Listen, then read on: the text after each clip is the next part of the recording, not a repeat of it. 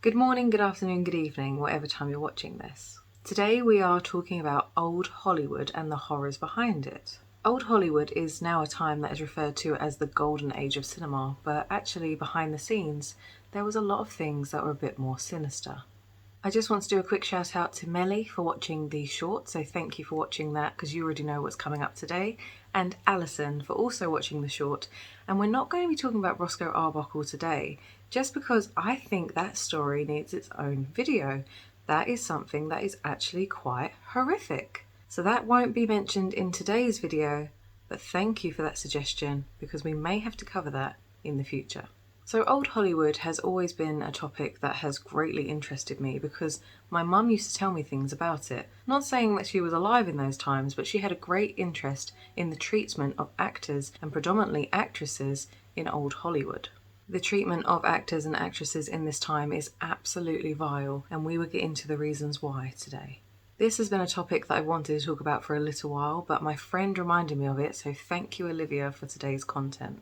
Old Hollywood is a time period in cinema that ran between the 1930s and the 1960s. The aesthetic of how films were shot and everything down to the styling, hair and makeup, and even the style of filming, considered this to be old Hollywood when compared to films created in a more modern time period. When thinking of old Hollywood, there's a lot of glamour and classic beauty, and I do not mean just from the actors and actresses, who were, though, incredibly stunning. I think the most commonly thought of person from this time was Marilyn Monroe, but there was a lot of other stars as well, including Bette Davis, Elizabeth Taylor, Mickey Rooney, Judy Garland, Cary Grant, and so on. Stars of that time were in multiple films and made to work exceptionally hard. There was a chaotic amount of mistreatment as well as other insidious situations. If you worked in Hollywood at this time, you would have a contractual agreement which was very serious and binding. If you no longer wanted to continue with the work just because you didn't enjoy filming, something was happening on set, or you didn't enjoy your co-stars, this would mean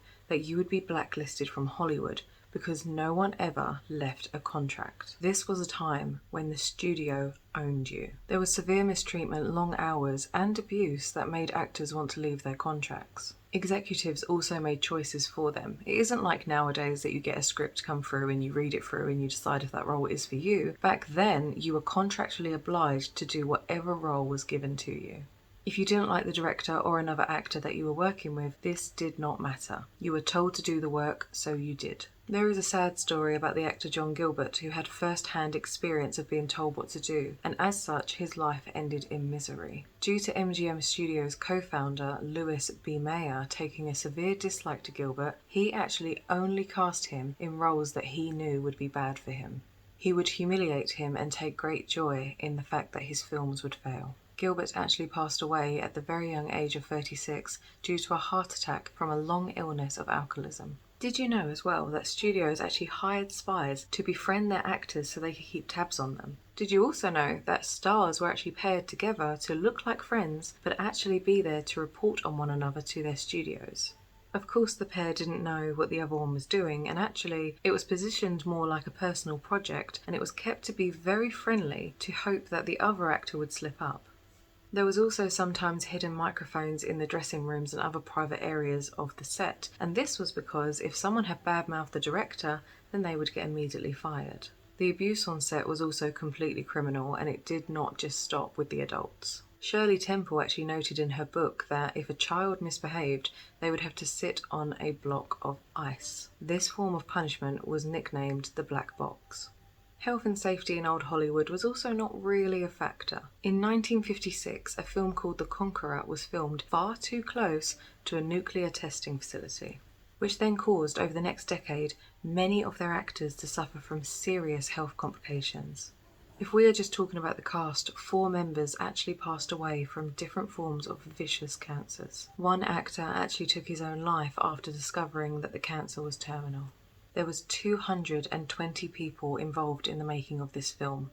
91 of them developed cancer and 46 of them died from this. A lot of actors in this time were actually exposed to asbestos because it was used commonly as fake snow. This one is extremely unfortunate because no one really knew how dangerous asbestos was, but you would think before using it as a prop there would be some form of health and safety check on this. A scene that can really show you this is in The Wizard of Oz when they're being awoken from a spell and asbestos is falling all over Dorothy's face. The reason as to why asbestos was used is because the studios thought that cotton was a fire hazard. I mean, hindsight is a wonderful thing, but oh god, if they'd used cotton, it would have been so much better for the actors than asbestos. So also in old Hollywood, actors were not allowed to get married.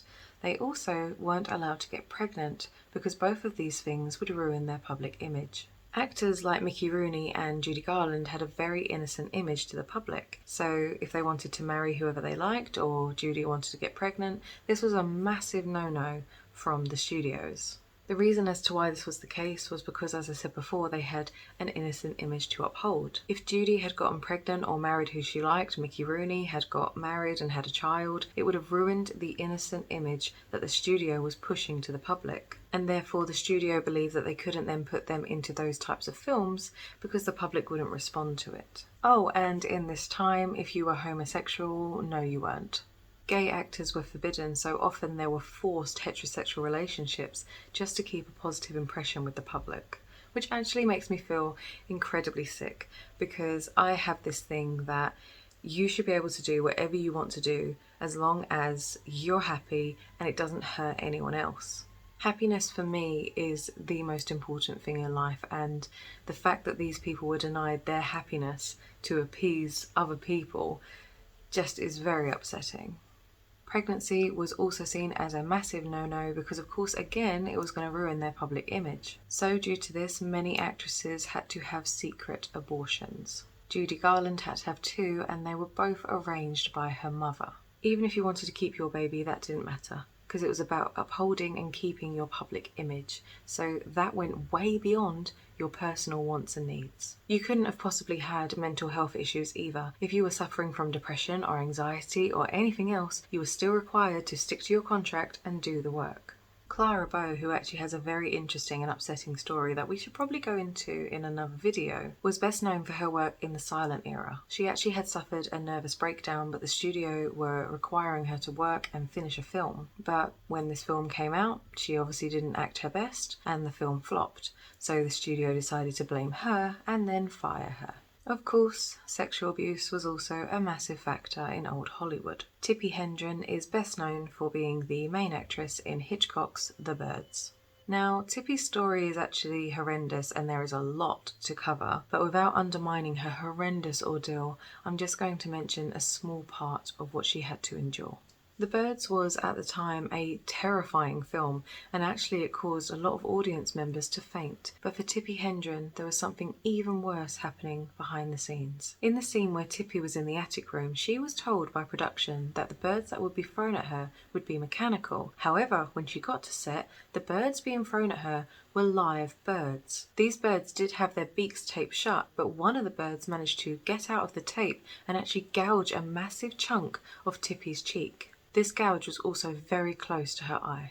After 5 long days, Tippi was completely exhausted. She was also in pain from this wound, but no one could stop the filming, not until Hitchcock was happy. And it took all the way up to the time that a doctor actually looked at Tippi and realised that she was in no fit condition to film anymore. The doctor actually stopped the filming, and his exact words were, "Are you trying to kill her?" In 2016, in her memoir, Tippi actually told the readers about her horrific experience on set, not just working on the films, but her personal experience working with Hitchcock. She told the readers that when working on both films with Hitchcock, he sexually assaulted her. After the filming, it is actually reported that Hitchcock became obsessed with her and began stalking her. Tippi Hedren was also in Hitchcock's film Marnie. Now, Hitchcock had found Tippi because of a TV advert and he noticed that she had star quality. This was actually very negative for Tippi because Hitchcock was such a massive deal in Hollywood, and if she turned him down, said no, didn't like how he worked, then she would have got completely blacklisted from Hollywood. So she felt that she was under the complete power and pressure from whatever Hitchcock wanted of her. There was a point in which enough was enough for Tippi and she decided that she wanted to break her contract, but Hitchcock would not let her go. Racism was also huge in old Hollywood too. Even if you were the better actor, if you were a person of colour, there was a big likelihood that you would lose the role to someone who was white and either American or English. This actually happened to Lena Horne, who was the first African American actress to land a studio contract. But even when she desperately wanted a role, she was often turned down for someone else, someone being lighter of skin tone. She did have some big roles in her career, but there was one that she desperately wanted, and it was in the musical Showboat, and she wanted it so badly, but it was given to another actress called Ava Gardner. Lena was unfortunately more used by MGM as a wow, look at us spectacle. At the time, people of colour were used as servants and slaves, so the fact that MGM had got an African American on their books, they were to be seen as like excellent and really ahead of the times, and wow, she's glamorous, amazing. I don't actually think they wanted the best for Lena, they wanted what looked the best for themselves and their best public image. The fact that they were opposing norms at the time was what they wanted to show off to the public more than they wanted to do what was best for Lena. Just a side note here, how disgusting is it as well? I mean, racism is still a big thing, I'm not saying that. But even within the time period of old Hollywood, people of colour were still being seen as slaves and servants. That is just vile. And if you weren't a white American but you could pass as one, there was a horrific amount of whitewashing. You may have heard of the actress Rita Hayworth, but that wasn't always her name. Her parents were of Spanish Roma and Irish descent, so they changed her name from Margarita Carmen Cancino to Rita Hayworth. They also forced her to dye her hair red, lose weight, and undergo painful surgery to raise her hairline because being ethnic wasn't marketable to the studio. Before she did everything that the studio forced her to do, she was actually cast in B movies as the foreigner. When she was working in B movies, she also had her contract lapse and it got terminated. They did not want to continue working with her. So once her contract terminated, she did go to another studio to try and get a new contract, but they said, yeah, we'll take you on, but you have to change everything about you that makes you ethnic. The studios did quite often change people's identities, and a big one for this is Marilyn Monroe. Her real name was Norma Jean Mortensen, and she actually always hated the name Marilyn Monroe. Diets were also controlled by the studio, and a notable story for this is the story of Judy Garland. She, at only 13 years old, was having her diet controlled, and executives would often come up to her and tell her that she looked like a fat little pig with pigtails. They also monitored her calories, and if she snuck out for a milkshake, they would shame and humiliate her. They also had someone who would consistently watch her, one of those people acting like one of her friends, and they would report back on anything she ate that was outside of her strict diet. By the time she was 18, she would only eat chicken soup and drink black coffee. She was required to take diet pills and smoke 80, yes, 80 cigarettes to curb her appetite. If you know about Judy Garland, you will know that she had an eating disorder her entire life, and no doubt this was the cause. She constantly felt like she was fat, and she constantly watched what she ate. It is also believed that this illness also contributed to her drug use because the drugs that she would take would curb her appetite. To add to the issue of diet pills, there at the time was no laws governing the health and safety of child actors. So to keep them filming and to keep their energy high, actors and actresses and children were often on amphetamines. To get them to sleep, they would be given sleeping pills, and to wake them up again 4 hours later, they were given amphetamines. It's unknown just how many actors had this routine, but it is the case of Mickey Rooney and Judy Garland, just so that the studios could get as much out of them as they possibly could. So that was some facts about old Hollywood, and when I was researching I knew some of the things, but it is really distressing and quite shocking just how much went on. And also these are things that we now know about, but not everything that went on. One of my favourite films of all time is Some Like It Hot, and it is just really distressing because that film looks so beautiful and well done and really like funny and cool and great, but when you know the backstory, it just adds a real distressing light onto it, such as all the films of that time. It is really sad that it seemed to be all about money and power than it did about the happiness and health of the actors and actresses. It is also, if we're being really realistic, not something that has completely eradicated from Hollywood. There are still things coming out about directors and production teams, etc., that are still very concerning, but hopefully people are being treated better now. Again, from this, there are 3 stories that I'd like to go into. Roscoe Arbuckle, Tippi Hedren and Judy Garland, but I think they'll have to be a different video. I might compile them and do them all together because they're of the same time period.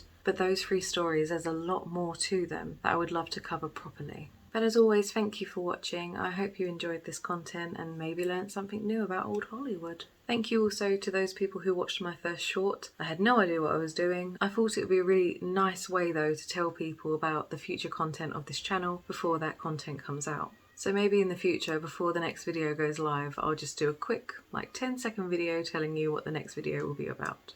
But until then, thank you so much for watching. If you enjoyed this content, do feel free to stick around and subscribe to the channel. But for now, that's all from me, and I will hopefully see you in the next one.